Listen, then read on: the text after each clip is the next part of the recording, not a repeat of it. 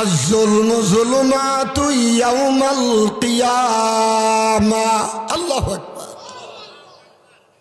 জালেমদের বিচার খালি দুনিয়াতে হইতো না, জালেমদের বিচার শুধু দুনিয়াতে হবে না, আখিরাতে তাদের পরিণাম ভয়াবহ হয়ে যাবে। ঠিক না বেটি? এটাই আমরা বিশ্বাসী। আল্লাযীনা ইয়াকুলুনার রিবা লা ইয়াকুমুনা ইল্লা কামা ইয়াকুমুল্লাযী ইয়াতাখাব্বাতুহুশ শাইতানু মিনাল মাস ذلك بأنهم قالوا إنما البيع مثل الربا وأحل الله البيع وحرم الربا। ও পূর্ব কালারাইটার যুবকের দল, আমার বয়সী, আমার উপরের বয়স, পবিত্র কোরআন শরীফের 114টা সূরার ভিতর থেকে 2 নম্বর সূরা, যে সূরাটার নাম হইল সূরাতুল বাকারা। আমরা অনেকে মনে করি সূরা বাকারা কোরআন শরীফের 1 নম্বর সূরা। দোস্ত না, সূরা বাকারার আগে আর একটা সূরা কোরআন শরীফও দেখবেন আছে, সেই সূরাটার নাম হলো সূরাতুল ফাতিহা। আছে কি নাই? আপনাদের নোয়াখালীও আছে তো আলহামদুলিল্লাহ, বুঝাইতে সহজ আছে। সে 2 নম্বর সূরা। এই সূরাটা মদিনাতুল মুনাওয়ারায় অবতীর্ণ হয়েছে। কোরআন শরীফের 114টা সূরা বাবা 2টা ভাগে বিভক্ত। একটা ভাগ হলো মক্কায়, আর একটা ভাগ হলো মদিনায়। আমার নবী, আপনার নবী, মায়ার নবী, দয়ার নবী, কুল মাখলুকাতের নবী, শরীয়তের পয়গম্বর মুহাম্মদ আরবি সাল্লাল্লাহু আলাইহি ওয়াসাল্লামের 63 বছরের হায়াত মুবারককে বাবা 2টা ভাগে বিভক্ত করা হয়েছে। একটি ভাগ হলো মাক্কি জিন্দেগি, আর একটা ভাগ হলো মাদানী জিন্দেগি। মাক্কি জিন্দেগিতে নবুয়ত প্রাপ্তর পরে যে 13 বছর মাক্কি জিন্দেগি ছিল, এই 13 বছরের ভিতরে যতগুলো সূরা অবতীর্ণ হয়েছে, এই সূরাগুলোর শেষে দিয়া লেখা আছে মাক্কি সূরা। আর আমার নবী 10 বছর জিন্দেগি মদিনাতুল মুনাওয়ারা, চিরনিদ্রায় রওজায় গিয়ে জিন্দা। দুনিয়ার থেকে বাবা নবীজি ওফাত হয়ে যখন রওজায় রওজায় যাওয়ার পরে জিন্দা সমস্ত নবী রাসূলগণ নিজ নিজ রওজার মধ্যে জিন্দা। আমার নবী 10 বছর মদিনাতুল মুনাওয়ারায় থাকা অবস্থায় যতগুলো সূরা নাজিল হয়েছে, সেই সূরাগুলোর শেষে লেখা আছে মাদানী সূরা। সেই সূরাটা মাদানী। ও দোস্ত, শব্দটা মদিনা না মাদানিয়া। মক্কা নয়, মাক্কা। মদিনারও না, মাদানী। ও দোস্ত, মাদানীতে যে সূরাটা নাজিল হয়েছে তার মধ্যে এক নম্বর সূরা হলো সূরাতুল বাকারা। এই সূরাটা মদিনাতুল মুনাওয়ারায় অবতীর্ণ হয়। সূরার মধ্যে আয়াতের সংখ্যা হলো 286। আমি যে আয়াতটা তেলাওয়াত করলাম, এই আয়াতের নাম্বার হইল 275 নম্বর আয়াত, 3 নম্বর সিফারা, 6 নম্বর পৃষ্ঠা। হেফজুল কোরআনের মোতাবেক নাজারা কোরআন শরীফের মধ্যে বেশ কম হতে পারে। 6 নম্বর পৃষ্ঠার শুরু থেকেই আমার আল্লাহ পাক বয়ান করেন, ওয়াজ করেন, আল্লাযীনা ইয়াকুলুনার রিবা লা ইয়াকুমুনা ইল্লা কামা ইয়াকুমুল্লাযী ইয়াতাখাব্বাতুহুশ শাইতানু মিনাল মাস। ও পূর্ব কালারাইতার আমার বান্দারা, খেয়াল করে তোমরা শোনো, আমার মালিক কি কয় শোনো। ও পূর্ব কালারাইতার বান্দারা, মালিক বলে যারা দুনিয়ার জমিনে সুদের ব্যবসা করলা, যারা দুনিয়াতে সুদে টাকা লাগাও, যারা দুনিয়াতে সুদের টাকা গ্রহণ করো, যারা দুনিয়াতে সুদের সাথে সম্পৃক্ত, সুদের লেখক হও, সুদের জন্য সাক্ষী হও, কিয়ামতের ময়দানে তোমাদেরকে আমি আল্লাহ পাগল মাত্তাল বানাইয়া শয়তানে আসর করলে, জিনে কোনো মানুষকে আসর করলে ওই মানুষটা যেমন অসুস্থ হয়ে যায়, তার সুস্থ ব্রেনটা বাবা অসুস্থ হয়ে যায়, তার মস্তিষ্ক ঠিক থাকে না, সে মস্তিষ্ককে বিগড়ে ফেলে, ওই মানুষের ঠিকভাবে কথা বলতে পারে না, বাবাকে চিনে না, মাকেও চিনে না, ভাইকেও চিনে না, মেম্বার চেয়ারম্যান কাউকে চিনে না, যা খুশি তাই করতে থাকে, মাত্তালের মতো হইয়া যা।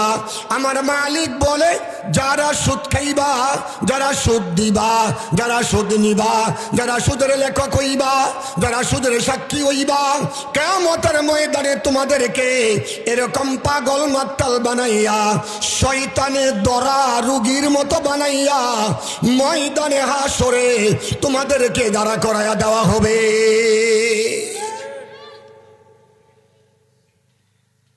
নামাজ তো 5 ওয়াক্তই পড়ছি, মসজিদের সবার আগের কাতারে নামাজের অদ্ভুত করতেছি। আরে নামাজকে বলেই তৈলে কি লাগবো, সেটা অত জানুন লাগবো, কথা কয় না।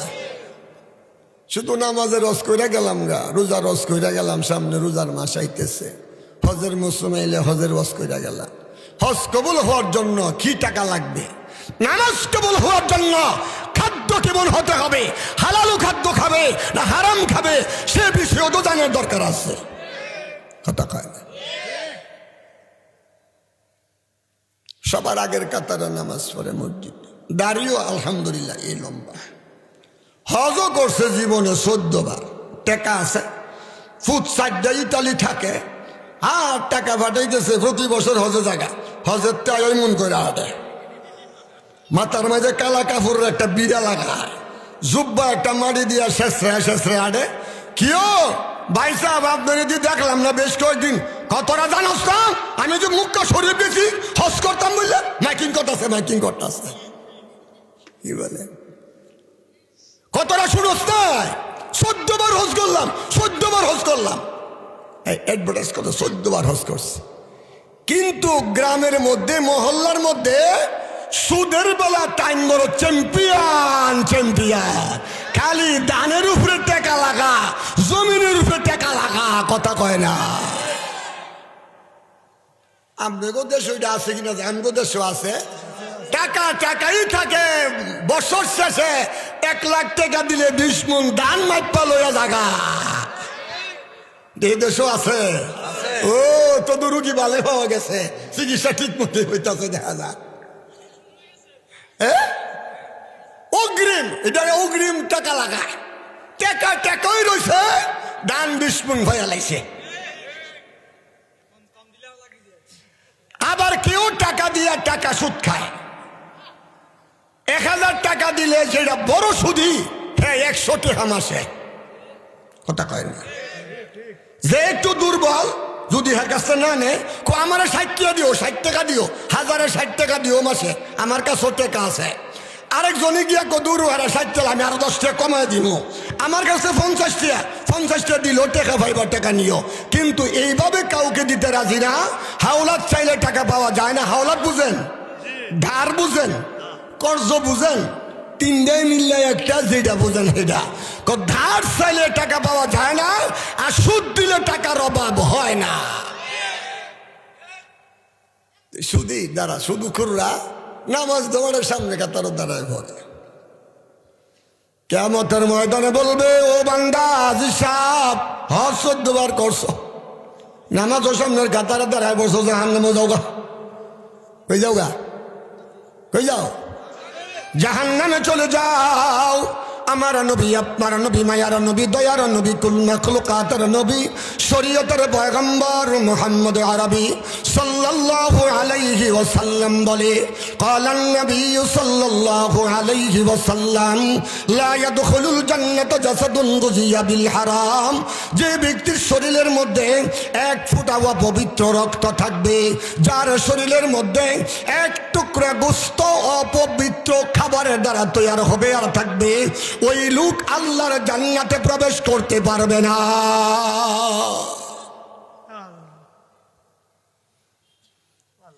দোস্ত, সুদের টাকা হলো হারাম, অপবিত্র। আল্লাহর জান্নাত হলো পবিত্র। পবিত্র জান্নাতের মধ্যে অপবিত্র ঢুকতে পারবে না। পবিত্র জান্নাতে যাইতে হলে পবিত্র হইয়া দুনিয়ার থেকে যাইতে হবে। কবরে যাওয়ার পরে আর পবিত্র হওয়ার কোনো সুযোগ থাকবে না।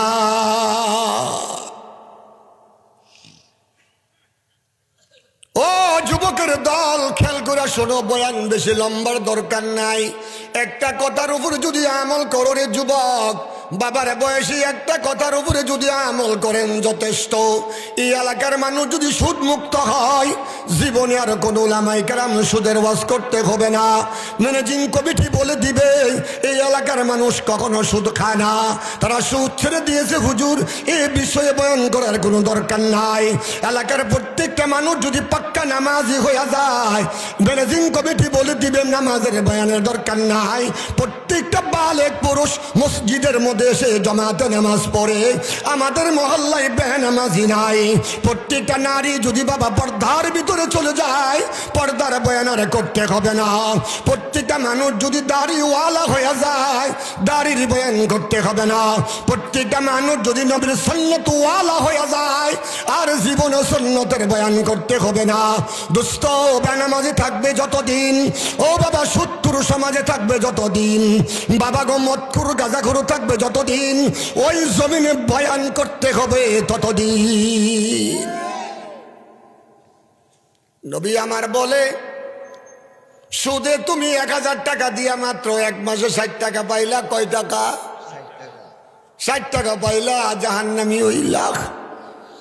ওরে যুবক, ও বাবারা, নবী আমার বলে, যদি কোনো ব্যক্তি একজন মুসলমান আরেকজন মুসলমানকে 1000 টাকা ধার দেয়, আয়সা বলে, ভাইজান আমি বড় বিপদে, আমার মেয়ে আসছে বাড়িতে, আমার মেয়ের জামাতা আসছে বাড়িতে, আমার ঘরে টাকা নাই, 1000 টাকা যদি আপনি আমাকে 1 মাসের জন্য ধার দেন, আমি 1 মাস পরে আপনাকে দিয়ে দিব ফিরে।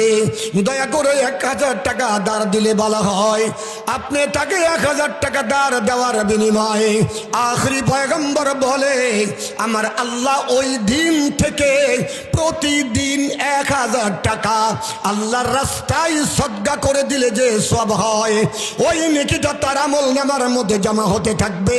30 দিনে 30,000 টাকা আল্লাহর রাস্তায় সদকা করে দিলে যে সব হয়, সেই পরিমাণ নেকি তার আমলনামার মধ্যে জমা হয়ে যাবে।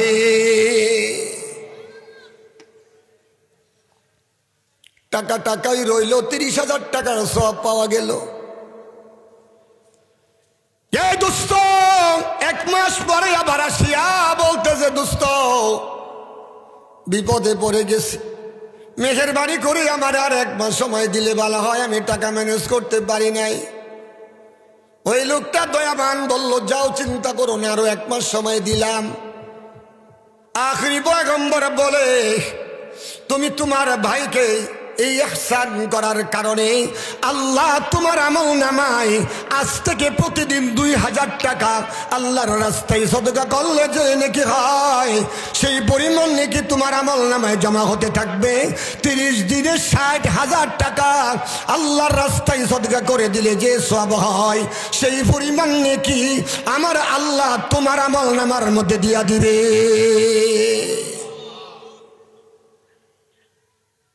2 মাসে কত হইল? 90,000। কত? 90,000 পাইল। কোথায় পাইল? আখেরাতে পাবে, যেখানে গিয়া বাবা কোনো নেকি দেওয়ার লোক থাকবে না। ওরে বাবা, জাহান্নামের আগুন যখন দাও দাও করে জ্বলবে, আমার নবী আপনার নবী মায়ার নবী বলে ওই 2 মাস পরে যদি লোকটা আবার আইসা বলে দোস্ত আমি আরো বিপদে পড়ে গেছি, আর 1 মাস সময় আমারে বাড়ায় দিলে ভালো হয়। লোকটা বলল যাও আমি তোমার আরো 1 মাস সময় দিলাম। আখরি নবী বলে ওই দিন থেকে প্রতিদিন 3000 টাকা আল্লাহর রাস্তায় সদকা করলে যে সব হয় সেই পরিমাণ সওয়াব তোমার আমল নামায় জমা হবে। 30 দিনে 90,000 টাকা আল্লাহর রাস্তায় সদকা করে দিলে যে সব হতো সেই পরিমাণ নেকির মালিক তুমি হয়ে যাইবা। 1000 টাকা 3 মাস দাঁড় দিলেন, আপনার আমল নামায় 1,80,000 টাকার নেকি জমা হইয়া গেল। নবী আমার বলে এমন কঠিন ভয়াবহ হাসরের মাঠ বাবা কায়েম হইয়া যাবে যেদিন বন্ধু বন্ধু বলে পরিচয়ও দিবে না, মা তার সন্তানকে পরিচয় দিবে না, ও বাবা দুস্থ নেতা তার কর্মীর পরিচয় দিবে না, পরিচয় দিবে না, নেত্রীও তার দলের পরিচয় দিবে না। এখন যদিও বলে ওরে বাবা এখন যদিও মানুষ মিছিল করে ব্যক্তির সে দল বড়, ওরে বাবা ব্যক্তির সে দল বড়, দলের সে নেতা বড়, এই জাতীয় মিছিল দিতাছ কিয়ামতের ময়দানে হে নেতা তোমার পরিচয় দিবে না। আল্লাহর পবিত্র কোরআনে মওলা পাক নিজেই বলেছে ইয়াউমা ইয়াফিরুল মারউ মিন আখিহি ওয়া উম্মিহি ওয়া আবিহি ওয়া সাহিবাতিহি ওয়া বানি লিকুল্লি ইমরিইম মিনহুম ইয়াউমা ইযিন শা'নুন ইউগনি ওয়ুজুহু ইয়াউমা ইযিন মুসফিরা দাহিকাতুম মুস্তাবশিরা ওয়া ওয়ুজুহু ইয়াউমা ইযিন আলাইহা গাবারা তারহাকুহা কতারা উলাইকা হুমুল কাফারাতুল ফাজারা। আমার মালিক বলে কিয়ামতের ময়দানে তোমার ভাই তোমারে ভাই বলে পরিচয় দিবে না, তোমার মা তোমাকে সন্তান বলে পরিচয় দিবে না, তোমার বাবাও তোমাকে সন্তান বলে পরিচয় দিবে না, তোমার স্ত্রী তোমাকে স্বামী বলে পরিচয় দিবে না, তোমার সন্তানগুলোও তোমার বাবা বলে পরিচয় দিবে না। এমন একটা কঠিন ভয়াবহ হাসর মাঠে যখন তুমি দাঁড়ায়া যাইবা 1000 টাকা এক ব্যক্তিকে 3 মাসের জন্য দাঁড়া দেওয়ার কারণে তুমি দেখবা বিশাল আকারে একটা পাহাড় দেখা যায়। মালিক বলবে ও বান্দা তোর চিন্তার কোনো কারণ নাই, ওই যে পাহাড়টা দেখা যায় ওই পাহাড়টা হলো তোর নেকির পাহাড়। লোকটা বলবে পরওয়ারদিগার আলম এত নেকি কিভাবে হলো, এত নেকির কাজ তো আমি দুনিয়াতে করি নাই।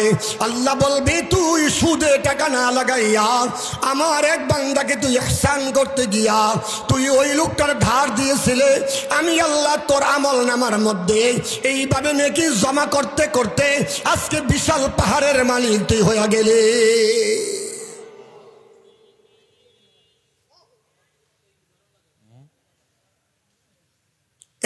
যুবকের দল বাবারা মায়ের দলেরা যারা সুদি ব্যবসা করেন বাবা নামাজ পড়েন আলহামদুলিল্লাহ ভালো,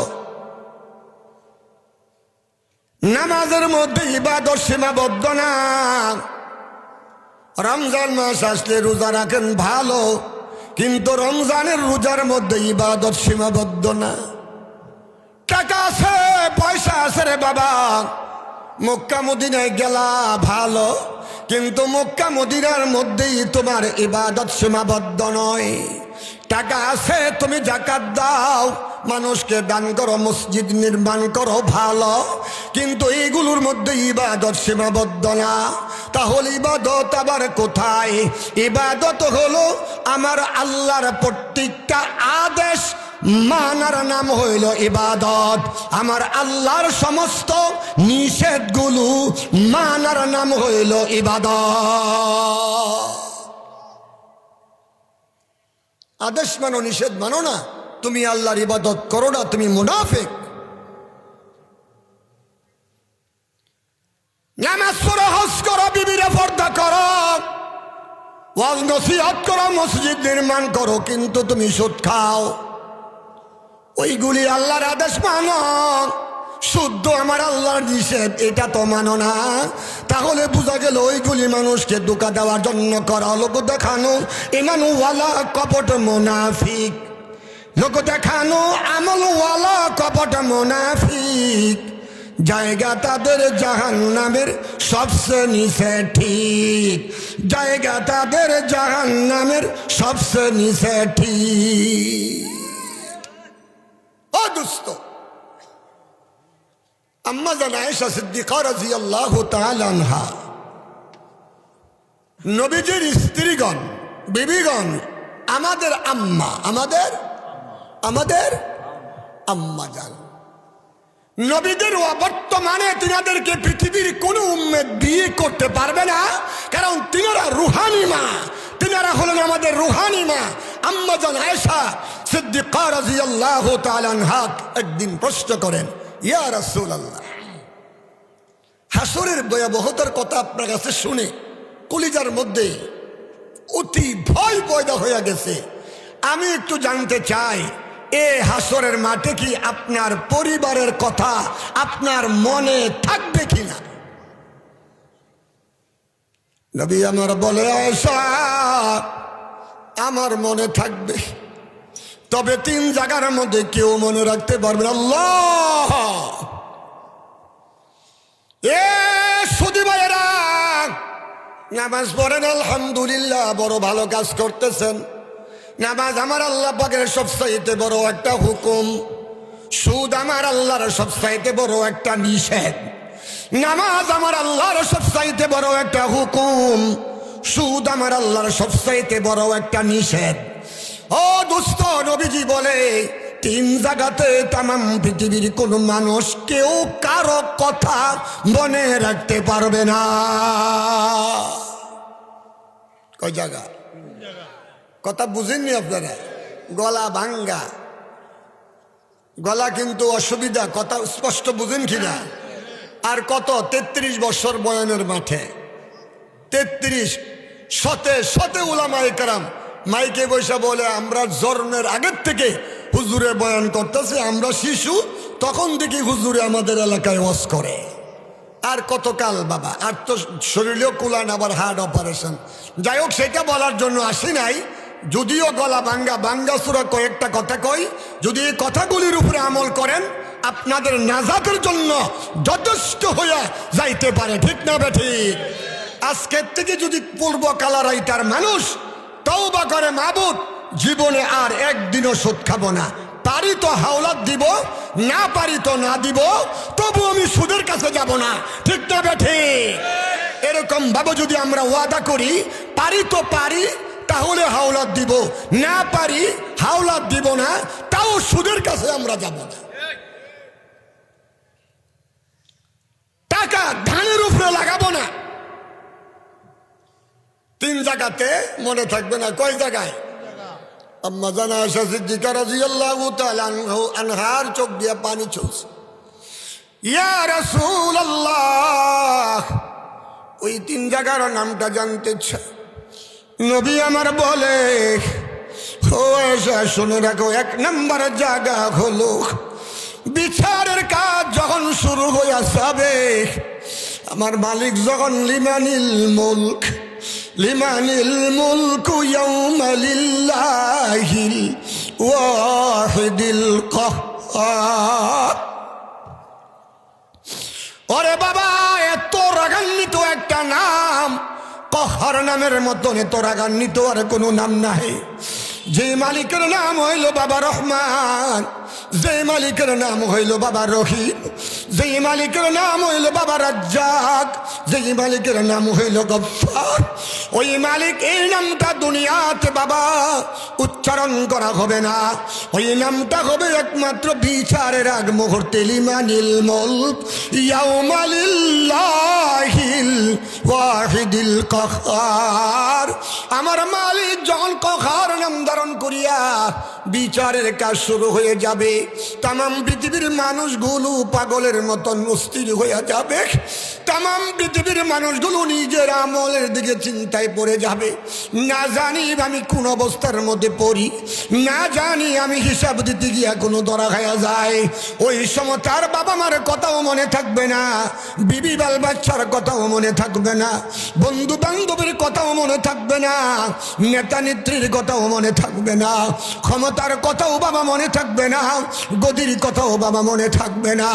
এক নম্বর জায়গা হলো বাবা, সেটা হলো বাবা বিচার যখন শুরু হয়ে যাবে। দুই নম্বর জায়গা আম্মা জানা আয়েশা সিদ্দিকা রাদিয়াল্লাহু তাআলা আনহা জিজ্ঞাসা করে, ইয়া রাসূলুল্লাহ, দুই নম্বর স্থানটা কোথায়?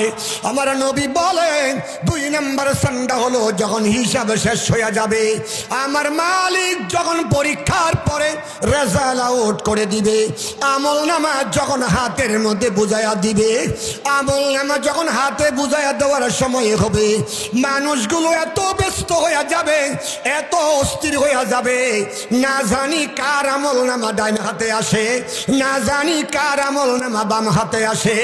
এসএসসি পরীক্ষা দিয়েছে বাবা ছেলে আর মেয়ে, এসএসসি পরীক্ষা দিয়েছে ছেলে আর মেয়ে, ডিগ্রি পরীক্ষা দিয়েছে ছেলে আর মেয়ে। একটা পেরেশানি হলো পরীক্ষার হলের ভিতরে যাওয়ার পরে, একটা পেরেশানি হলো হলের ভিতরে যাওয়ার পরে না জানি প্রশ্নমালার মধ্যে কি প্রশ্ন এসেছে, আমার কমন পড়ে না আমার কমন না পড়ে, এই চিন্তায় বেশ অস্থির হয়ে যায়। পরীক্ষা দিয়ে বাড়িতে চলে আসছে, আগের দিন বাবা খবর হয়ে গেছে আগামী কালকে পরীক্ষার রেজাল্ট আউট হবে।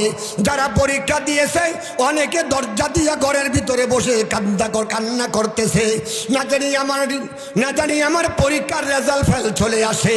ওরে বাবা পাগলের মতন দৌড়ায়, কার রেজাল্ট জানি কি আসে।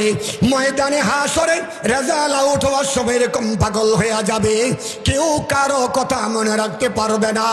ও দুস্থ, যারা সত্যিকার দুনিয়াতে ইমানদার, নামাজও পড়েছে, রমজানের রোজাও রেখেছে, টাকা আছে হজ করেছে, টাকা আছে জাকাতও দিয়েছে, টাকা আছে বাবা মসজিদ নির্মাণ করেছে, ও বাবা সুদের কাছ থেকে দূরে সরে রয়েছে, জীবনে কোনোদিন 1 টাকা সুদ খায় নাই, ব্যাংকে টাকা রাখার পরেও যে লভ্য অংশ আসছে ওই টাকাটাও নিজে গ্রহণ করে নাই।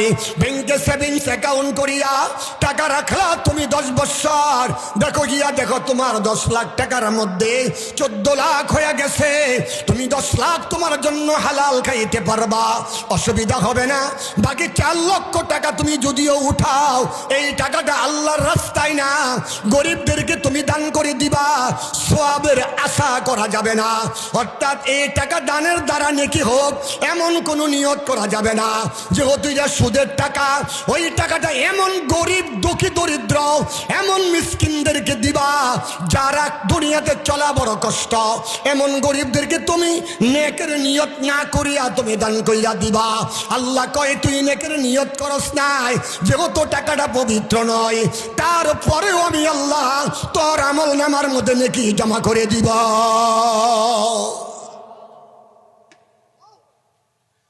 দুইটা গেল জায়গা, কয়টা জায়গা গেছে? আর একটা বাকি আছে কি নাই? আছে। আম্মা জানা আয়েশা সিদ্দিকা রাদিয়াল্লাহু তাআলা আনহা প্রশ্ন করে, নবী গো 3 নম্বর জায়গাটা কোথায়?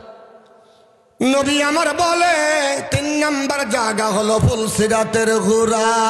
আল্লাহ, যে রাস্তা 10,000 বছর পর্যন্ত উপরের দিকে উঠতে হবে, 10,000 বছর পর্যন্ত সোজা চলতে হবে, 10,000 বছর পর্যন্ত নিচে নামতে হবে, মোট মিলাইয়া 30,000 বৎসরের ফুলসিরাতের রাস্তা। ওই রাস্তার প্রশস্ত কত হবে? দৈর্ঘ্য হলো 30,000 বৎসর, প্রশস্ত কত হবে? 6 ফিট হবে না 8 ফিট হবে না 13 ফিট হবে না 20 ফিট না 30 ফিট হবে? ও দুস্থ, নবীজির হাদিসের মধ্যে প্রমাণ হয় ওই রাস্তার প্রশস্ত হবে মাথার চুল থেকেও চিকু।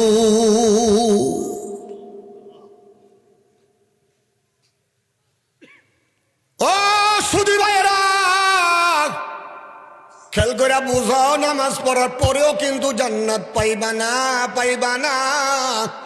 নবী বলেছে ওয়ালা আনা রাসূলুল্লাহি সাল্লাল্লাহু আলাইহি ওয়াসাল্লাম আকিলার রিবা ওয়া মুকিলাহু ওয়া কাতিবাহু ওয়া শাহিদাইন, যিনি সুদ দিলা, যিনি সুদ গ্রহণ করলা, যিনি সুদের লেখক হইলা, কাগজের মধ্যে লেখলা, যিনি আবার নিচে দিয়া সাক্ষী হইলা, যদি আপনার কাছ থেকে টাকা নিয়েছে অস্বীকার করে, আমি 10 জনের সামনে দাঁড়াইয়া সাক্ষী দিব, আমি সাক্ষী হইয়া গেলাম। আমার নবী বলে কিয়ামতের ময়দানে এই 4 দলের উপরে আমার নবীর লানত, আমার নবীর অভিশাপ, আমার নবী যাদেরকে বাবা লানত করেছে, আমার নবী যাদেরকে অভিশাপ দিয়েছে, ওই লোক জান্নাতে যাবে তো দূরের কথা, জান্নাতের গন্ধ পাবে না। ঠিক না বে ঠিক? এরে দোস্ত, মাথার চুল হইতেও চিকন। নবী আমার বলে আয়েশা রসুল, এই চুলটা কত দার হবে?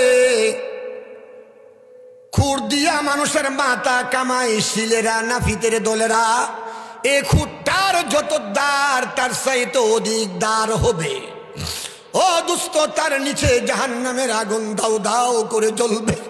قال النبي صلى الله عليه وسلم ناركم جزء من 70 جزء من النار جهنم। ও আল্লাহর বান্দা নবীর উম্মতের দল, জাহান্নামের আগুনটা নিচে দাও দাও করে জ্বলবে। যারা সত্যিকার আমলওয়ালা হবে, নামাজি হবে, সুদ ছাড়নেওয়ালা হবে, হালাল গাঁজা খাবে, বিবিরে পর্দার মধ্যে রাখবে, সত্য কথা বলবে, উলামায়ে কেরামকে সম্মান করবে, নবীরে সম্মান করবে। আল উলামা ওয়ারাসাতুল আম্বিয়া, উলামায়ে কেরাম হলো নবীজির ওয়ারিস, উলামায়ে কেরাম হলো নবীজির ওয়ারিস। আমার নবী এখন দুনিয়াতে নাই, উলামায়ে কেরামকে যদি তুমি সম্মান করো, আমার নবীকেই যেন তুমি সম্মান করলা। আর আমার নবী বলে আখির জামানার আমার উলামায়ে কেরামকে যদি তোমরা, আলেমদেরকে যদি তোমরা মুহাব্বত করো, সম্মান করো, আমি নবীরই যেন তোমরা মুহাব্বত করলা, সম্মান করলা। আমি নবী সুসংবাদ দিয়ে দিলাম, ওমান আহাব্বানি কানা মাই ফিল জান্নাহ। কাল কিয়ামতের ময়দানে এই কঠিন জাহান্নামের মধ্যে তোমাদের যাইতে হবে না। আমি নবী ওয়াদা করলাম, কিয়ামতের ময়দানে আমি নবীর সঙ্গেই তোমরা জান্নাতে যাইবা। এখন তো আলেম ওলামারা দেখলে খালি ঠাট্টা। আসরের নামাজ ইমাম সাহেবের পিছনে পড়ছে, চা দোয়ানো গিয়া বইয়া বইয়া কয়, হে কোন ইমাম হইল? হে কোন ইমাম? আমি যদি সভাপতি হইতাম কবে হারে আনতে বিদায় করে দিতাম। কত নম্বরের মুনাফিক দেখেন, কত নম্বরের মুনাফিক। ইমাম সাহেবের পিছনে নামাজ পড়ে গিয়া ইমাম সাহেবের বিরুদ্ধে ষড়যন্ত্র করে। হেরসে বড় মুনাফিক আর কে হতে পারে? যত কুৎসা, অপবাদ, অবাস্তব কথা উলামায়ে কেরামের পিছনে গিয়ে কয়, মসজিদের ইমাম সাহেবের বিরুদ্ধে কওয়ার চেষ্টা করে, একদল শয়তানের দল। ঠিক না বেটে? সুদের বয়ান করলে সুদিরা লাগে ইমাম সাহেবের পিছে। ইমাম সাহেবের বেতন দেই আমরা, আমগুর বিরুদ্ধে বাস করছে। হ্যাঁ রে, ইমন ফসানু ফসামু সমাজে, হ্যাঁ যাতে ইজ্জত নিয়ে যাইতো না পারে। কি বলে? সুদের ওয়াজ ইমাম সাহেব করতে পারে। নামাজের ওয়াজ করলে বেনামাজিরা কয়, আমরার বিরুদ্ধে ওয়াজ করে আমরা বেতন দিয়ে রাখছি, এই ইমাম চলতো না, রে বিদায় করতেইব। নামাজের ওজো করতে পারতো না, সুদের ওজো করতে পারতো না, বয়ান ঘুরাই গেছে গা ফর্দাত। এবার ফর্দা রোজ করে পরে গিয়া আরেক দলে কয়, হ্যাঁ আমার মেয়ে, আমার এই বিবি সাতার বয়া বাজারে, কাশীপুর বাজারে গিয়ে ঘুরে গেলে, হ্যাঁ তো আমারও কইছে বেতন তো আমিও দেই, হের মতন ইমামের সমাজে চলতো না, তার বিরুদ্ধে একটা দল ফাঁকাই তুইব। কথা কয় না। ইমাম সাহেব ওয়াজ করতো কোন দিক দিয়ে? কোনো ওয়াজও করতে পারে না, রোগীও বলা হয় না। ঠিক না বেঠি? নবী আমার বলে, যারা সত্যিকার নামাজি হইবা, হালাল গাঁজা খাইবা, বিবিরে পর্দা করবা, সত্য কথা বলবা, আলেম উলামাদেরকে সম্মান করবা, আমার নবী বলে ওয়ায়ুতিহিল্লাহু বিয়ামিনিহি ওয়া আমারু আলাস সিরাতি কাল বারকুন ওয়া ইউদখিলুহুল জান্নাতা বিগাইরি হিসাব। আমার নবী বলে যখন কিয়ামতের ময়দানে হিসাব শুরু হয়ে যাবে, হিসাব শেষ হওয়ার পরে আমার আল্লাহ পাক তোমাকে আমল নামাটা তোমার ডান হাতের মধ্যে দান করিয়া দিবে। ওয়ায়ুতিহিল্লাহু বিয়ামিনিহি, তুমি ডান হাতে আমল নামা পাইবা। ডান হাতে আমল নামা পাওয়া মানে জান্নাতি হয়ে যাওয়া। ওই কালবার কোন শব্দ দিয়া বুঝায়, এই যে 30,000 বৎসরের ফুলসিরাতের রাস্তা, নিচে হলো জাহান্নাম। ওই ফুলসিরাতের রাস্তা আমার আল্লাহ বিজলির আকারে ফুলসিরাত পার করিয়া দিবে। আল্লাহ আল্লাহ আল্লাহ। সেই জন্য কবিতার ভাষায় বলে, ডান হাতেতে আমল নামা লাভ করিবে যারা, কঠিন হাসর ময়দানেতে চরম সুখী তারা। খুশির সাথে বলবে তারা একে দুসরার কাছে, দেখো তো ভাই ইহার মাঝে কি সব লেখা আছে। পাগল বন্ধু, দেখো আমার আল্লাহ ওয়াদা করছে, আমি সুদ না খাইলে, হালাল গাঁজা খাইলে, 5 ওয়াক্ত নামাজ পড়লে, বিবিরে পর্দায় রাখলে, আল্লাহ উলামায়ে কেরাম ইমাম সাহেব হুজুরের শ্রদ্ধা করলে আল্লাহ আমারে জান্নাত দিব। 10 দুনিয়ার সমান একটা জান্নাত আল্লাহ আমারে দিব। আল্লাহর ওয়াদা আজকে আমার হাতে আমল নামা দিয়া পুরা করছে। গান সুবহান আল্লাহ। দেখেন আমার আমল নামে কি লেখা দিছে, 10 দুনিয়ার সমান এক জান্নাতের মালিক আমারে বানাইয়া দিছে। আল্লাহ আল্লাহ আল্লাহ। আপনারা কি চান না 10 দুনিয়ার সমান একটা জান্নাতের মালিক হতে? কে কে চান একটু হাত তুলে দেখায়। নারায়ে তাকবীর, নারায়ে তাকবীর, নারায়ে তাকবীর। আমিন। হাত নামান। মাশাআল্লাহ, আপনারা সবাই ইনশাআল্লাহ এই জান্নাতে যাইতে রাজি আছেন তো? ইনশাআল্লাহ। জাহান্নামে যারা মানবে না, নামাজ পড়ে সুদ খায়, বিবিরে বেপরদায় চালায়, উলামায়ে কেরামের বিরুদ্ধে ষড়যন্ত্রের জাল বুনে, যেমন বর্তমানে আমাদের বাংলাদেশের বিরুদ্ধে একটা দল কাঁটাতারের বাহিরে তাকিয়া তারা ষড়যন্ত্রের জাল বুনতেছে, ঠিক না বেঠে? আতামরার ঘরের আতামরারা খবর পান না? খবর পান না মিয়া? একটার পর একটা নিত্য নতুন ষড়যন্ত্রের জাল তারা বুনতেছে আমাদেরকে সে জালের মধ্যে আটকানোর জন্য। বাংলাদেশের মানুষ সচেতন, বাংলাদেশের মানুষ এখন সজাগ হয়ে গেছে, বাংলাদেশের মানুষ এখন সুচ্চার হয়ে গেছে। আর তোমাদের ষড়যন্ত্রের জালে আবদ্ধ হবে না, হবে না, হবে না, ঠিক না বেঠি? যত ষড়যন্ত্রই করো, তাদের মাথা গরম হয়ে গেছে। দাদি যখন ভারতে গেছে, সকল দাদার মাথা গরম হয়ে গেছে। কথা কয় না? দাদি যেই মাত্র ভারতে গেছে, সকল দাদার মাথা গরম হয়ে গেছে। তারা ঘুম নাই, আহার নাই, নিদ্রা নাই, 24 ঘন্টা বাংলাদেশ কিভাবে ধ্বংস করে দেওয়া যায় চিন্তা করতেছে। এত সহজ মনে কইল না, বাংলাদেশে এখনো 16 কোটি রূপে মুসলমানই আছে। এই মিয়া গাজার মধ্যে মাত্র 22 লক্ষ মানুষ, যোদ্ধার সংখ্যা হলো মাত্র 25 থেকে 30 হাজার। গাজার তারাই তো বিজাতির কাছে মাথা নত করতেছে না, করবে না। তাদের একটাই দাবি, আমরা শাহাদতের পেয়ালা, এই আমরা ফিলিস্তিনিতে থেকে শাহাদতের পেয়ালা পান করব, তারপরেও আমরা ইসরায়েলের কাছে আত্মসমর্পণ করব না, আমরা মাথা নত করব না, আমরা ঈমান নষ্ট করব না। যদি 22 লক্ষ মানুষ সারা বিশ্বের ইহুদি বেঈমান ইহুদির দলের ষড়যন্ত্র করতেছে আর সাহায্য সহযোগিতা ইসরায়েলকে করতেছে, এরপরেও তাদেরকে দুর্বল করতে পারে না। বাংলাদেশে 80 কোটি মানুষ, এই বাংলাদেশে 16 কোটি মানুষ এখনো ইনশাআল্লাহ আছে। মনে করিও না যদি জাহাদের ডাক আসে, জাহাদ করে হলেও ঈমান নিয়ে কবরে যাইতে বাংলার মানুষ প্রস্তুত, ঠিক না বেঠে? আপনারা রাজি আছেন? কেডা কেডা রাজি? হাত তুলেন। নারায়ে তাকবীর। আমিন। হাত নামান। আল্লাহ কবুল করুক, আল্লাহ কবুল করে সকলে বলেন আমিন। উল্টা পাল্টা বুঝছেন না, বর্তমান প্রেক্ষাপটে যেটা আছে কিছু কওয়াই লাগে। আমরা না কইলে আপনারা বুঝবেন কোত্থেকে। এই দুস্থ আফগানিস্তানে একটানা 20 বৎসর যুদ্ধ করেছে, একদিন 2 দিন নয়, একটানা 20 বৎসর যুদ্ধ করার পরে আল্লাহ তাআলা আফগানিস্তানকে মুসলমানের হাতে বুঝাইয়া দিয়েছে। দিছে কি দিছে না?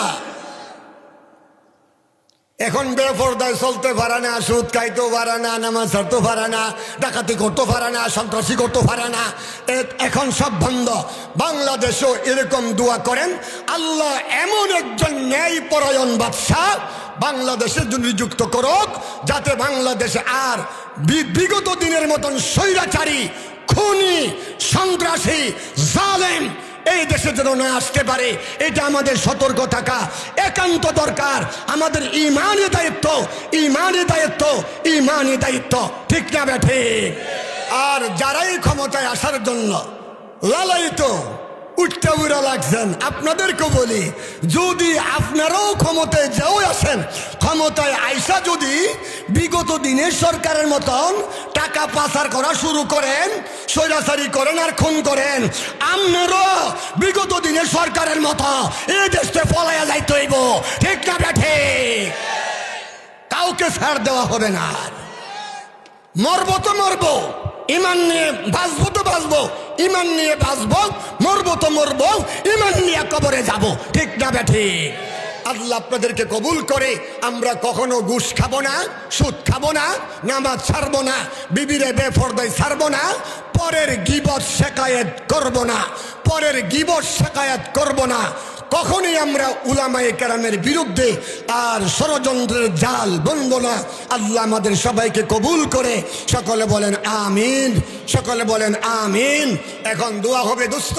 লম্বা চোরা সময় বয়ান করলাম, 1 ঘন্টা ঘড়ি ধরে বয়ান করছি।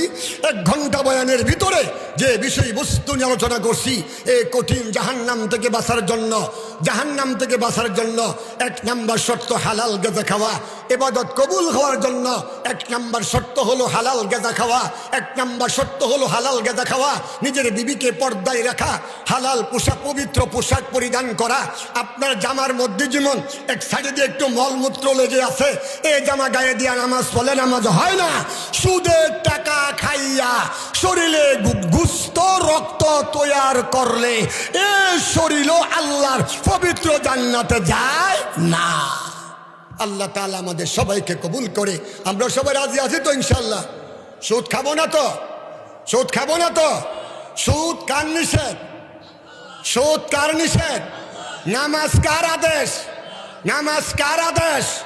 নামাজ পড়া ইবাদত, সুদ ছেড়ে দেওয়া ইবাদত, মিথ্যা কথা ছেড়ে দেওয়া ইবাদত, গীবত শিকায়াত ছেড়ে দেওয়া ইবাদত, নিজের বিবিরে পর্দা করা ইবাদত, হালাল রুজি করা ইবাদত, উলামায়ে কেরামকে সম্মান করা ইবাদত, মুরব্বীদেরকে সম্মান করা ইবাদত, আপনি মিথ্যা কথা ছেড়ে দেওয়া ইবাদত, বাবা বড়ি, ইয়াবা বড়ি, ফেন্সিডিল, ডাল, গাঁজা, মদ এগুলি ছেড়ে দেওয়া ইবাদত, ইবাদত, মাজার পূজা ছেড়ে দেওয়া ইবাদত, ইবাদত। আল্লাহ আমাদের সবাইকে কবুল করে সকলে বলি আমিন। আমা আলাইনা ইল্লাল বালাগ। এখন আপনাদের সম্মুখে আজকের মাহফিলে যিনি প্রধান অতিথি, তিনি কিছু কথা বলবেন বা সভাপতি, তেনারা 2-4 মিনিট কথা বলার পরেই দোয়া করা হবে। গভীর রাত পর্যন্ত বয়ান শুনে ফজরের নামাজ না পড়লে এই বয়ানের দ্বারা কোনো ফায়দা হাসিল হবে না। আমা আলাইনা ইল্লাল বালাগ।